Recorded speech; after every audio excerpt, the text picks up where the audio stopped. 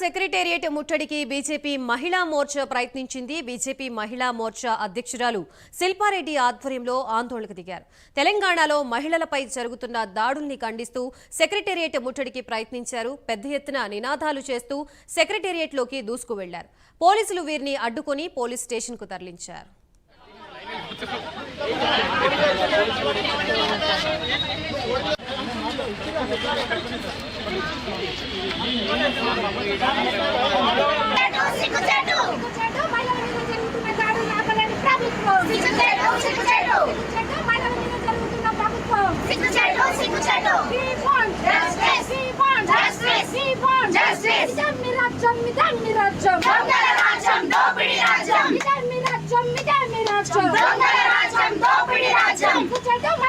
జరుగుతున్న దాడుల్ని ఆపలేని ప్రభుత్వం.